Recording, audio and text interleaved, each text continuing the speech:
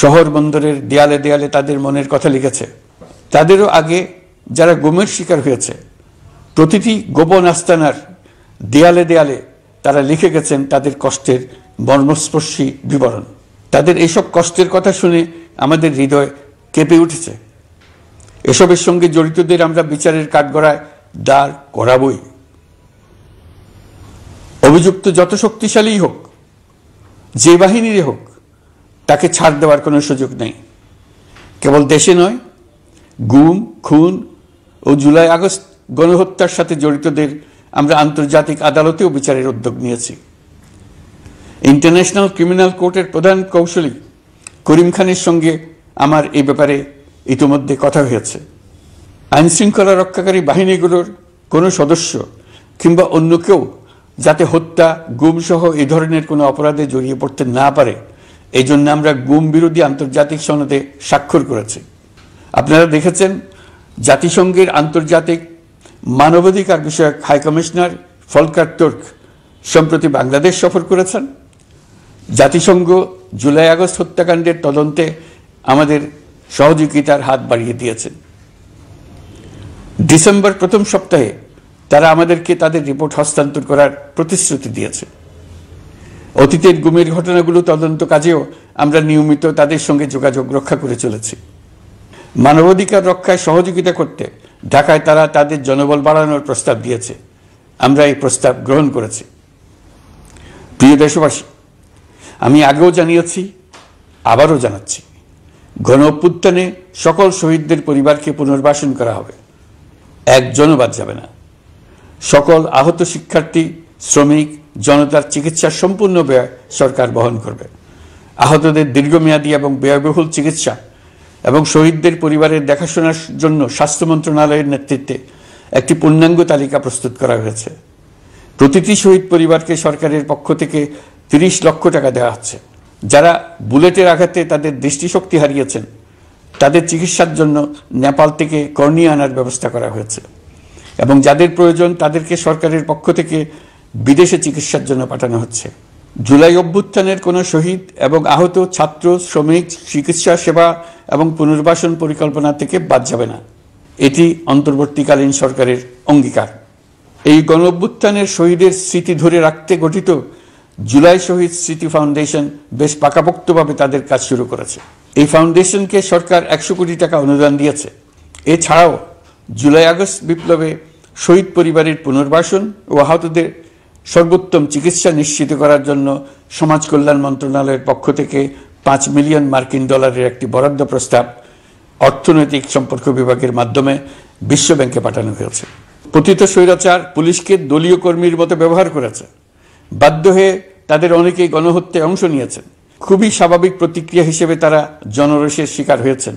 এতে তাদের মনোবল অনেক কমে যায়। আমরা পুলিশের মনোবল ফিরিয়ে এনে তাদের আবার আইন শৃঙ্খলা রক্ষায় কাজে লাগানোর চেষ্টা করছি। এক্ষেত্রে অনেক দৃশ্যমান উন্নতিও হয়েছে। আইন শৃঙ্খলা রক্ষায় বাংলাদেশ সেনাবাহিনীকেও কিছু নির্বাহী ক্ষমতা দেওয়া হয়েছে, যা পরিস্থিতির দৃশ্যমান উন্নতিতে সহায়তা করেছে। আমি আপনাদের সবাইকে ধন্যবাদ জানাই। কঠিন এই সময়ে আপনারা সবাই অপরিসীম ধৈর্যের পরিচয় দিয়েছেন। ধন্যবাদ জানাই দেশের রাজনৈতিক দলের নেতৃবৃন্দকে। তারা তাদের কর্মীদের শান্ত থাকার আহ্বান জানিয়েছেন।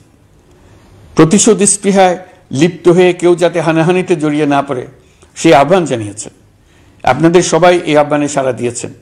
ফেসিবাদী শক্তি ভয় দেখিয়েছিল তারা ক্ষমতা ছাড়লে দেশে লাখ লাখ লোক মারা পড়বে।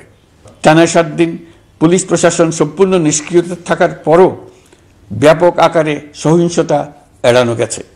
আমরা যখন দায়িত্ব গ্রহণ করি, বাংলাদেশ তখন সম্পূর্ণ অরক্ষিত একটা দেশ। এই সময় ধর্মীয় সংখ্যালঘুদের মধ্যে অহেতুক আতঙ্ক ছড়ানোর চেষ্টা করা হয়েছে। কয়েকটি ক্ষেত্রে তারা সহিংসতারও শিকার হয়েছেন।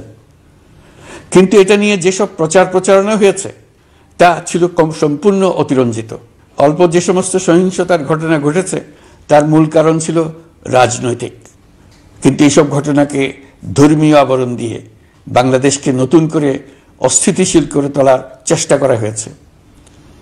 আপনাদের সবার সহযোগিতায় আমরা দৃঢ়ভাবে এই পরিস্থিতি সামাল দিয়েছি।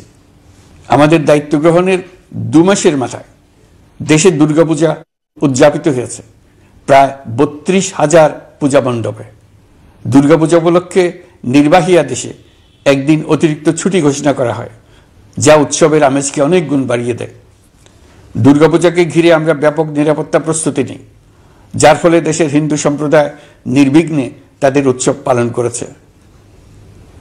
আমরা দায়িত্বে আসার পর যে অল্প কিছু ক্ষেত্রে তারা সহিংসতার শিকার হয়েছেন, আমরা তার প্রতিটি ঘটনার তদন্ত করেছি। শুধু হিন্দু সম্প্রদায় নয়, দেশের কোনো মানুষই যাতে কোনো রকম সহিংসতার শিকার না হয় সেজন্য আমরা যথাসাধ্য চেষ্টা করছি এবং সবসময় সে চেষ্টা করে যেতে থাকব। আপনারা জানেন, চলতি বছর বাংলাদেশের বিভিন্ন অঞ্চলে 6টি বন্যা হয়েছে। আপনাদের সবার সহযোগিতায় আমরা এই বন্যা মোকাবেলা করেছি।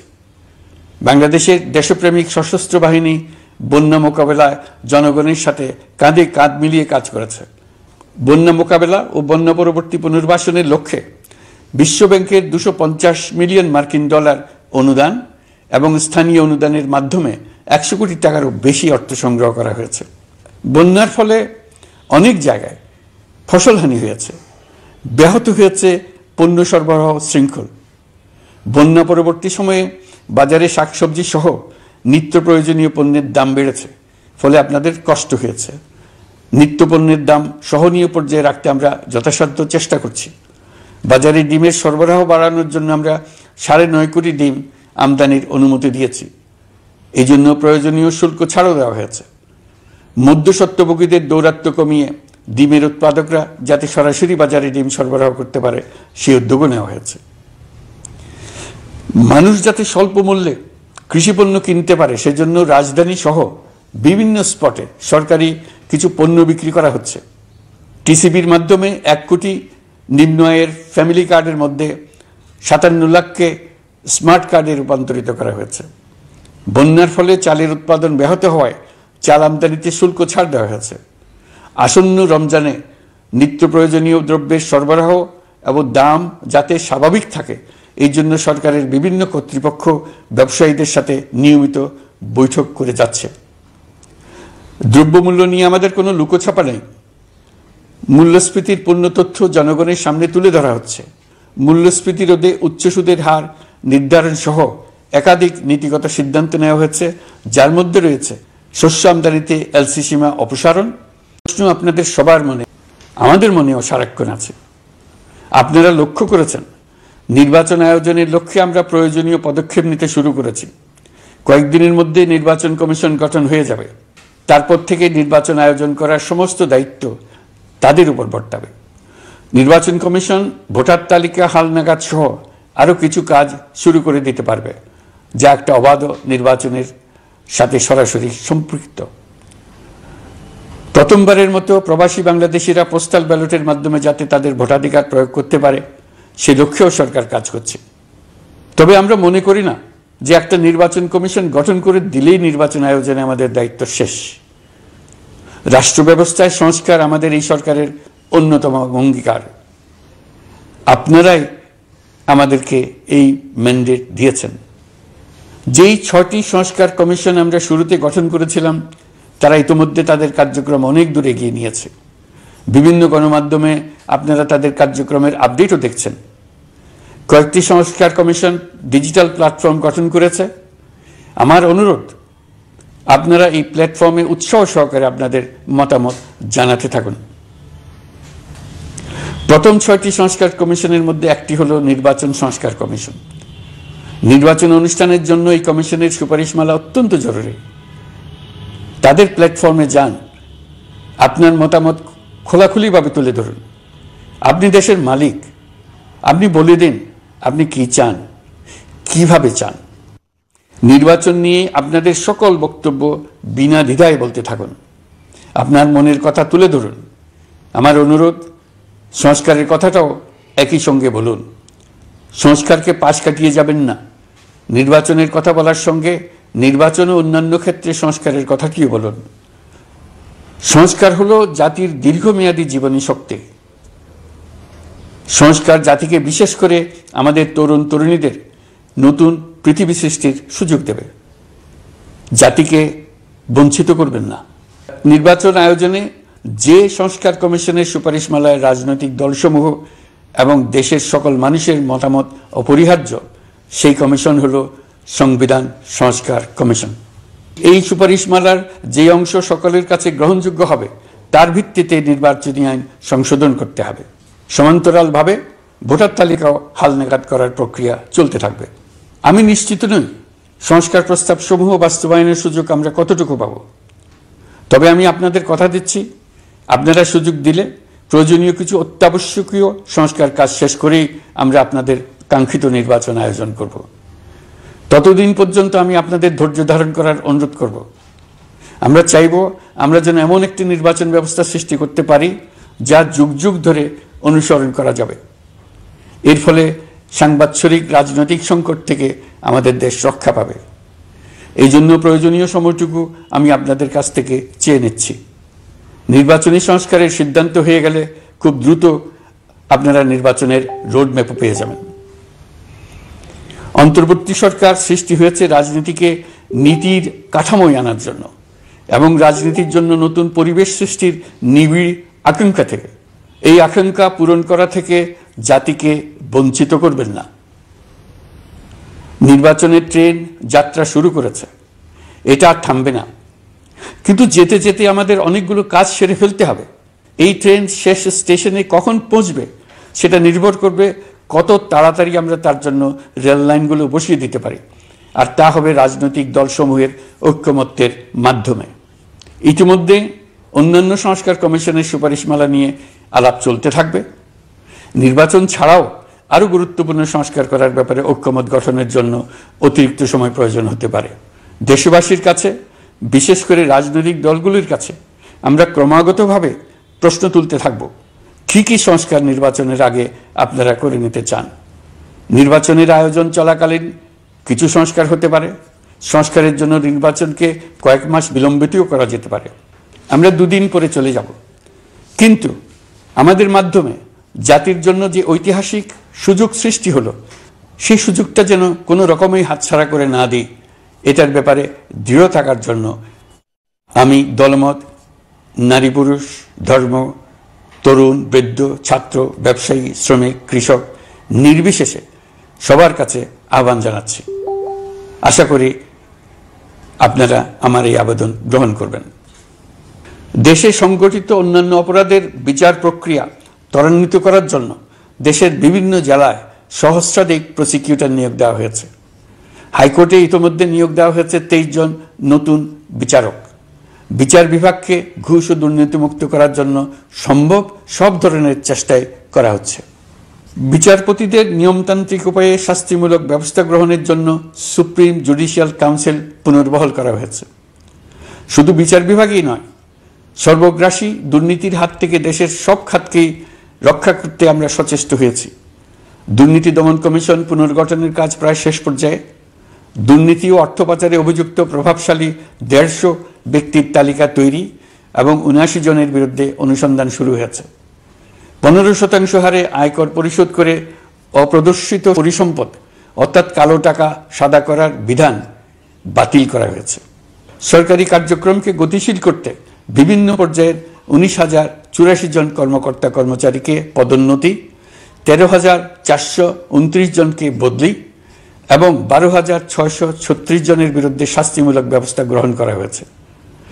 সাংবিধানিক প্রতিষ্ঠান পাবলিক সার্ভিস কমিশন পুনর্গঠন করা হয়েছে। কুখ্যাত সাইবার সিকিউরিটি আইন বাতিলের নীতিগত সিদ্ধান্ত হয়েছে। এই আইনের অধীনে হওয়া যেসব মামলা মানুষের মত প্রকাশের অধিকারের সাথে সম্পর্কিত সেগুলো প্রত্যাহার করা হয়েছে। এছাড়াও 133টি আইন বিধিবিধান তৈরি ও সংশোধন করা হয়েছে। 353টি গুরুত্বপূর্ণ নীতি নির্ধারণী সিদ্ধান্ত গ্রহণ করা হয়েছে।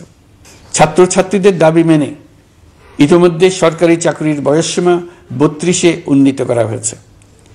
আমরা জানি আমাদের কাছে আপনাদের আরো অনেক দাবি দেওয়া আছে। দীর্ঘদিনের অপশাসন, অত্যাচার, অনাচারের ফলে আপনাদের মনে অনেক ক্ষোভ পঞ্জীভূত হয়েছে। দেশে বাক স্বাধীনতা না থাকায় আমরা কেউ আমাদের মতামত, দাবি দেওয়া প্রকাশ করতে পারিনি। আমরা আপনাদের প্রতিটি দাবির প্রতি সহানুভূতিশীল। আমরা ধৈর্য সহকারে আপনাদের কথা শুনতে চাই। কিন্তু সেজন্য আপনারা সড়ক অবরোধ করে জনদুর্ভোগ সৃষ্টি করলে আমাদের সকলেরই অসুবিধা হয়। আমাদের একান্ত অনুরোধ, আপনারা নির্দিষ্ট চ্যানেল মেনটেন করে আপনাদের দাবি দেওয়া পেশ করবেন। আমাদের বৃহৎ রপ্তানি পণ্য গার্মেন্টস শিল্পে গত কিছুদিন ব্যাপক অস্থিরতা বিরাজ করছে। ফ্যাসিস্ট সরকারের সুবিধাভোগী বেশ কিছু গার্মেন্টস মালিক পালিয়ে যাওয়ায় শ্রমিকদের বেতন ভাতা নিয়ে অনিশ্চয়তা তৈরি হয়েছে। অন্য অনেক কারখানাও শ্রমিকদের ন্যায্য বেতন সহ অন্যান্য সুবিধা থেকে বঞ্চিত ছিল। শ্রমিকরা তাদের দীর্ঘদিনের বঞ্চনার প্রতিবাদ জানাতে এবং অনিশ্চয়তা থেকে মুক্তি পেতে রাস্তায় নেমে আসে। আমরা তাদের কথা শুনেছি, তাদের আলোচনার টেবিলে নিয়ে আসতে পেরেছি। আমরা অত্যন্ত আনন্দিত যে মালিক শ্রমিকের মধ্যে 18 দফার একটা ব্যাপক ভিত্তিক চুক্তি স্বাক্ষরিত হয়েছে। বড় ধরনের কোনো সহিংসতা ছাড়াই আমরা শ্রমিক অসন্তোষ নিরসন করতে পেরেছি। তারা আবার উৎপাদনে ফিরেছে। এতে প্রাণ ফিরে পেয়েছে বাংলাদেশের রপ্তানিমুখী এই শিল্প। নানা প্রতিকূলতা সত্ত্বেও অক্টোবর মাসে আমাদের রপ্তানিতে প্রবৃদ্ধি হয়েছে প্রায় 21%। আমরা যখন কাজ শুরু করেছি দেশের অর্থনীতি ছিল বিপর্যস্ত, বৈদেশিক মুদ্রার রিজার্ভ ছিল তলানিতে। আসার কথা, এই রিজার্ভ পরিস্থিতি এখন উন্নতির পথে। গত 3 মাসে রিজার্ভে কোনো রকম হাত না দিয়েই আমরা প্রায় $2 বিলিয়ন বৈদেশিক ঋণ শোধ করতে পেরেছি। জ্বালানি তেল আমদানিতে পুঞ্জীভূত বকেয়ার পরিমাণ $478 মিলিয়ন হতে কমিয়ে $160 মিলিয়ন আনতে পেরেছি। অর্থনীতি পুনরুদ্ধারে আমরা সর্বাত্মক চেষ্টা চালিয়ে যাচ্ছি। বিশ্বব্যাংক, IMF সহ বিভিন্ন দাতা সংস্থা ইতিমধ্যে ঋণ ও অনুদান হিসেবে $8 বিলিয়ন দেওয়ার প্রতিশ্রুতি দিয়েছে, যা আমাদের ভঙ্গুর অর্থনীতিকে সচল করতে সক্ষম হবে। পতিত সরকার আমাদের জন্য যে ভঙ্গুর অর্থনৈতিক পরিস্থিতি রেখে গিয়েছে, তাতে রাজস্ব আদায়ে গতি আনতে হিমশিম খেতে হচ্ছে জাতীয় রাজস্ব বোর্ডকে। এর মধ্যেও জুলাইয়ের নেতিবাচক অবস্থা থেকে অক্টোবর নাগাদ রাজস্ব আদায়ে 9.9% প্রবৃদ্ধি অর্জিত হয়েছে। আগের অর্থ বছরের সংশোধিত বাজেটে বিপুল রাজস্ব ঘাটতি ছিল, যে কারণে এবার শুরু থেকেই রাজস্ব আদায়ের লক্ষ্যমাত্রা অনেক বেড়ে যায়। এর ফলে স্বৈরাচার পতনের পরবর্তী 3 মাসে 9.9% রাজস্ব বৃদ্ধির পরেও লক্ষ্যমাত্রার বিপরীতে 23%-এর বেশি ঘাটতি থেকে যায়। রাজস্ব আদায়ের গতি আনতে আমি এখন অনলাইনে আয়কর রিটার্ন জমা দিতে উৎসাহিত করছি। আন্তর্জাতিক সাহায্য সংস্থা, বিশ্বব্যাংক, IMF, UNDP ইত্যাদি প্রধানদের সঙ্গে আমার দীর্ঘ বৈঠক হয়েছে। তারাও বাংলাদেশকে নতুনভাবে এবং সর্বাত্মকভাবে সাহায্যের জন্য তাদের আগ্রহ ব্যক্ত করেছেন। চীনের পররাষ্ট্রমন্ত্রীর সঙ্গে একান্ত বৈঠকে চীনের পক্ষ থেকে যাবতীয় সাহায্যের আশ্বাস দিয়েছেন। 100 দিন আগে আর্থিক দিক থেকে আমরা যে লণ্ডভণ্ড অবস্থা থেকে যাত্রা শুরু করেছিলাম, সেটা এখন অতীত ইতিহাস হয়ে দাঁড়িয়েছে। এই 100 দিনে অর্থনীতি সবল অবস্থানে চলে আসছে। এটা সম্পূর্ণ নিজস্ব নীতিমালা দিয়ে হয়েছে। বলা বাহুল্য, এখনো আমাদের বন্ধুদের কাছ থেকে যে সাহায্যের আয়োজন হয়েছে তা আসা শুরু করেনি। বন্ধু রাষ্ট্রগুলো শুধু যে আমাদের বড় বড় অঙ্কের সাহায্য দিয়ে আসছে তাই নয়, তারা এই সাহায্য দ্রুততম সময়ে আসা শুরু করবে এই প্রতিশ্রুতিও আমাকে দিয়েছেন। এই সাহায্য আসা শুরু করলে আমাদের অর্থনীতি অত্যন্ত মজবুত এবং আকর্ষণীয় অর্থনীতিতে পরিণত হবে। বিদেশি বিনিয়োগকারীরাও নানা রকম বিনিয়োগে উৎসাহিত হয়ে এগিয়ে আসবে। বিনিয়োগকারীদের সঙ্গে এখন থেকে আমরা আলোচনা শুরু করে দিয়েছি। বিশ্বের রাষ্ট্রপুঞ্জের মজলিসে আমরা এখন সম্মানিত এবং প্রশংসিত দেশের অবস্থানে পৌঁছতে পেরেছি। এর কারণে পরাজিত শক্তি নানা কৌশল করেও তাদের দিকে দৃষ্টি আকর্ষণ করতে পারছে না। তারা নানা চেহারা নিয়ে আপনাদের প্রিয়পাত্র হবার চেষ্টা করছে। পরাজিত শক্তির ষড়যন্ত্র থেকে নিজেকে মুক্ত রাখুন, দেশকে মুক্ত রাখুন। এই ব্যাপারে অনড় থাকুন। এমন কিছু করবেন না যা তাদেরকে উৎসাহিত করতে সাহায্য করে। তাদেরকে সকল দিক থেকে নিরাশ করুন। সেটা নিশ্চিত করতে পারলে আমাদের আর কোনো বিষয়ে সংশয় করার প্রয়োজন নেই। সরকারের পক্ষ থেকে আমি নিশ্চয়তা দিচ্ছি, সকল প্রকার সীমাবদ্ধতা সত্ত্বেও আমরা আপনাদেরকে একটা মজবুত অর্থনীতি দিয়ে যাব। ভবিষ্যতে চলার পথকে সহজগম্য করে যাব। নাগরিক অধিকারসমূহ নিশ্চিত করে যাব। বিপক্ষ শক্তি যত শক্তিশালী হোক, নাশকতার যত রকম উদ্ভট পরিকল্পনাই করুক, সবকিছু নস্যাৎ করার জন্য প্রস্তুত থাকুন। এবার যে মুক্তি আমরা অর্জন করেছি তা আমাদের কাছ থেকে কেউ যেন ছিনিয়ে নিতে না পারে, তার জন্য সর্বমুহূর্তে প্রস্তুত থাকুন। আপনারা জেনেছেন পতিত সরকার ও তার দোসররা প্রতি বছর দেশ থেকে 12 থেকে 15 বিলিয়ন ডলার পাচার করেছে। দুর্নীতি বিরোধী সংস্থা ট্রান্সপারেন্সি ইন্টারন্যাশনাল বাংলাদেশ সম্প্রতি এই তথ্য দিয়েছে। পাচার হয়ে যাওয়া এই অর্থ ফিরিয়ে আনার জন্য সম্ভব সকল ধরনের উদ্যোগ আমরা গ্রহণ করেছি। এই কাজে সফল হতে পারলে আমাদের অর্থনীতি আরও গতি পাবে। এই কাজে আমরা বিভিন্ন আন্তর্জাতিক সাহায্য সংস্থার সাহায্য দিচ্ছি। আমি ধন্যবাদ জানাতে চাই বিশ্ব নেতৃবৃন্দকেও। বাংলাদেশের এই সংকটময় সময়ে তারা প্রায় সবাই সহযোগিতার হাত বাড়িয়ে দিয়েছেন। আমি যখন সেপ্টেম্বরে জাতিসংঘের সাধারণ পরিষদের অধিবেশনে যোগ দিই, সে সময় মার্কিন যুক্তরাষ্ট্র, European Union, Canada, Italy, Holland, জাতিসংঘের মহাসচিব সহ বিশ্বের অনেক দেশের সরকার প্রধানের সঙ্গে আমার বৈঠক করার সুযোগ হয়। তারা স্বতঃস্ফূর্তভাবে আমাদের প্রতি সর্বাত্মক সহযোগিতা প্রদানের অঙ্গীকার ব্যক্ত করেছেন। নেপাল, মালদ্বীপ, পাকিস্তান সহ প্রতিবেশী বেশ কয়েকটি দেশের সরকার প্রধানের সঙ্গে আমার বৈঠক হয়েছে, যেখানে আমি সার্ককে পুনর্জীবিত করার কথা বলেছি। দেশে ফিরে আসার পর এসব দেশের রাষ্ট্রদূতগণ যারা ঢাকায় আছেন স্বতঃপ্রবৃত্ত হয়ে আমার সঙ্গে দেখা করে তাদের সরকার প্রধানদের অঙ্গীকার পুনর্ব্যক্ত করে গেছেন। তারা সম্পূর্ণ নতুনভাবে আমাদের জন্য সহায়তার নতুন ছক তৈরি করার কাজ শুরু করেছেন। যেসব রাষ্ট্রদূত দিল্লিতে অফিস করেন তারা দিল্লি থেকে এসে দেখা করে গেছে। ইউরোপিয়ান ইউনিয়নের 20 দেশের 20 জন রাষ্ট্রদূত দিল্লিতে থাকেন, 7 দেশের 7 রাষ্ট্রদূত ঢাকায় আছেন। দিল্লি থেকে একসঙ্গে 20 জন রাষ্ট্রদূত সহ মোট 27 রাষ্ট্রদূত সমবেতভাবে আমার সঙ্গে বৈঠক করার জন্য আগামী কয়েকদিনের মধ্যে ঢাকায় আসছেন। আগে কখনো ইউরোপিয়ান ইউনিয়নের 27 জন রাষ্ট্রদূত একত্র হয়ে সরকারের সঙ্গে আলোচনায় বসেনি। দিল্লি থেকে এই বিশাল সংখ্যক রাষ্ট্রদূত একসঙ্গে বৈঠক করার জন্য কোনোদিন আসেনি। এবার এই কাজটি করার পেছনে আছে ইউরোপিয়ান ইউনিয়নের সমর্থন প্রকাশ করা এবং অর্থনৈতিক ক্ষেত্রে উচ্চ পর্যায়ের সহযোগিতা গড়ে তোলা। ইতিমধ্যে আমার সঙ্গে দেখা করেছেন সৌদি আরব, সংযুক্ত আরব আমিরাত, ব্রাজিল, তুরস্ক, রাশিয়া, ফিনল্যান্ড, সিঙ্গাপুর, লিবিয়া সহ অনেক দেশের রাষ্ট্রদূত। দ্বিপাক্ষিক নানা সহযোগিতা সহ বাণিজ্য বিনিয়োগ বৃদ্ধির আশ্বাস তারা দিয়েছেন। আমরা প্রবাসী বাংলাদেশিদেরও বেসরকারি খাতে বিনিয়োগ করার জন্য আহ্বান জানাচ্ছি। বাংলাদেশের অর্থনৈতিক উন্নয়নে তরুণদের কর্মসংস্থানের মূলে রয়েছে বেসরকারি খাত। আমাদের বিনিয়োগ বোর্ডের নির্বাহী চেয়ারম্যান 2 শতাধিক বেসরকারি প্রতিষ্ঠানের প্রধান নির্বাহী, উদ্যোক্তা ও বিনিয়োগকারীর সঙ্গে পৃথক পৃথকভাবে বৈঠক করেছেন।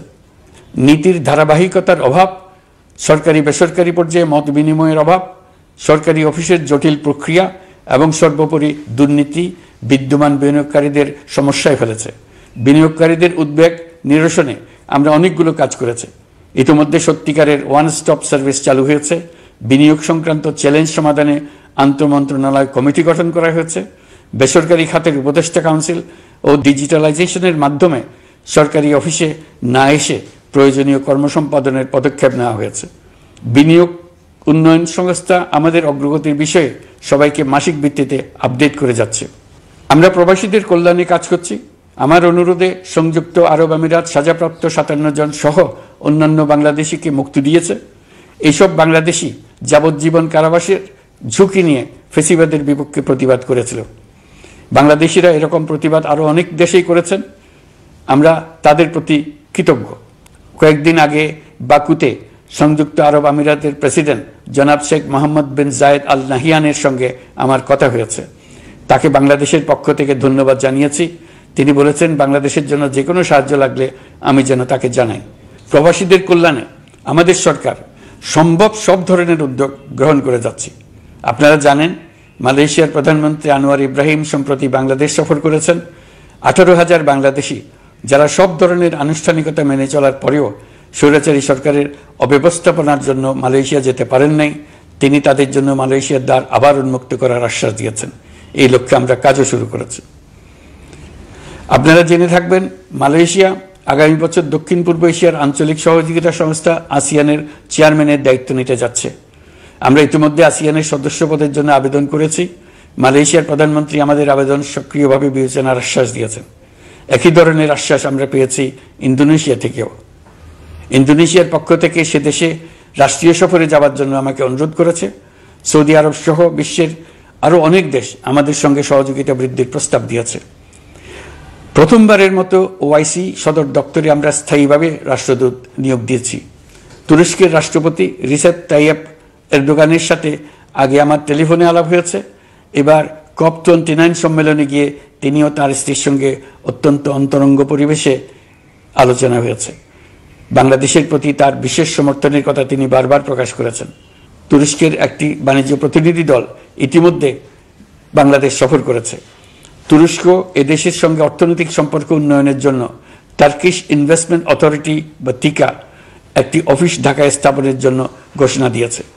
এর মাধ্যমে তুরস্কের বিনিয়োগ ও বাণিজ্য বৃদ্ধির উদ্যোগ নেওয়া হবে। এ উদ্দেশ্যে চলতি মাসে একটি উচ্চ ক্ষমতা সম্পন্ন দল তুরস্ক থেকে বাংলাদেশে আসছেন। প্রিয় দেশবাসী, নতুন হজ প্যাকেজ ঘোষণা করা হয়েছে। তাতে হজের ব্যয় 1 লাখ টাকারও বেশি কমিয়ে আনা হয়েছে। পাশাপাশি আমরা এই সিদ্ধান্ত গ্রহণ করেছি, এই বছর সরকারি খরচে কাউকে হজে পাঠানো হবে না। আমরা নতুন বাংলাদেশকে একটা পরিবেশ বান্ধব এবং জীব বৈচিত্র্যময় দেশ হিসেবে গড়ে তোলার উদ্যোগ নিয়েছি। এটি তরুণদের আকাঙ্ক্ষা, আমাদের সবারই আকাঙ্ক্ষা। সেই লক্ষ্যে আমি প্রথমেই একটি ক্ষুদ্র পদক্ষেপ নিয়েছি। সমগ্র সচিবালয়ে প্লাস্টিকের পানির বোতল ব্যবহার নিষিদ্ধ করেছি। ইতিমধ্যে সুপার শপগুলোতে পলিথিনের শপিং ব্যাগ ব্যবহার বন্ধ করার উদ্যোগ নেওয়া হয়েছে। গত কয়েক দশকে যে পরিমাণ নদী দূষণ হয়েছে, আমরা তা বন্ধ করার উদ্যোগ নিয়েছি। আপনারা সবাই অবগত আছেন, জলবায়ু পরিবর্তন আমাদের জীবনযাত্রার জন্য কীরকম হুমকি হয়ে আসছে। গত 1 বছরে বাংলাদেশ প্রায় 15টি প্রাকৃতিক দুর্যোগের শিকার হয়েছে। মানুষের সৃষ্ট নানাবিধ দুর্যোগের পাশাপাশি এইসব প্রাকৃতিক দুর্যোগের বিপক্ষেও আমাদের লড়তে হচ্ছে। আজারবাইজানে জলবায়ু সম্মেলনে বিশ্ব নেতৃবৃন্দকে আমি আমার উদ্যোগের কথা জানিয়েছি। সেখানে জাতিসংঘের মহাসচিব, ইউরোপ, এশিয়া, আফ্রিকার অনেক সরকার প্রধানের সঙ্গে আমার দেখা হয়েছে। যতটুকু আলাপ আলোচনা সম্ভব হয়েছে, আমি সবার কাছে জলবায়ুর প্রতিকূল প্রভাব মোকাবেলা সহ গণতান্ত্রিক উত্তরণের পথে বাংলাদেশের অগ্রযাত্রায় সহযোগিতা চেয়েছি। তারা সবাই সহযোগিতার অঙ্গীকার করেছেন। গত 100 দিনে আমরা অনেক কল্যাণমূলক কাজ করেছি, যা এখানে স্বল্প পরিসরে বর্ণনা করা সম্ভব নয়। আমাদের সরকার স্বচ্ছতা ও জবাবদিহিতায় বিশ্বাসী। তাই আমি সরকারের সকল মন্ত্রণালয়কে নির্দেশ দিয়েছি তাদের নিজ নিজ কাজের বিস্তারিত বিবরণ নিজেদের ওয়েবসাইট ও সামাজিক যোগাযোগ মাধ্যমে প্রকাশ করার জন্য। আমি আমার দপ্তরকেও বলেছি সরকারের সব কাজের বিবরণ যাতে জনগণ জানতে পারে, এই জন্য যেন প্রয়োজনীয় পদক্ষেপ নেওয়া হয়। এই সরকারকে ব্যর্থ করার জন্য, অকার্যকর করার জন্য বিশাল অর্থে বিশ্বব্যাপী এবং দেশের প্রতিটি স্থানে, প্রতিটি প্রতিষ্ঠানে এক মহাপরিকল্পনা প্রতি মুহূর্তে কার্যকর রয়েছে। তাদের একটি বড় প্রচেষ্টা হচ্ছে আমাদের মধ্যে বিভেদ সৃষ্টি করা। পতিত সরকারের নেতৃবৃন্দ যারা এদেশ থেকে বিপুল পরিমাণ অর্থ পাচার করে নিয়ে গেছে, সেই অর্থে বলিয়ান হয়ে তারা দেশে ফিরে আসার জন্য চেষ্টা করে যাচ্ছে। তাদেরকে কিছুতেই সফল হতে দেবেন না। তারা সফল হওয়া মানে জাতির মৃত্যু, জাতি হিসেবে আমাদের অবসান। সাবধান থাকুন। তাদের সকল হীন প্রচেষ্টাকে আমাদের ঐক্যের মাধ্যমে নস্যাৎ করে দেন, যেভাবে নস্যাৎ করেছিলেন তাদের বন্দুকের গুলিকে, তাদের আয়নাঘরকে, প্রতি পায়ে তাদের অনাচারের শিকলকে। এ ব্যাপারে সবাই একমত থাকুন, ঐক্যবদ্ধ থাকুন। আপনারা সবাই ভালো থাকবেন। দেশের সকল শিশু, কিশোর কিশোরী, তরুণ তরুণী, ছাত্রছাত্রী, বয়স্ক, বৃদ্ধ, পুরুষ, মহিলা সবাইকে আমার সালাম জানাচ্ছি। আসসালামু আলাইকুম। মহান আল্লাহ আমাদের সহায় হন।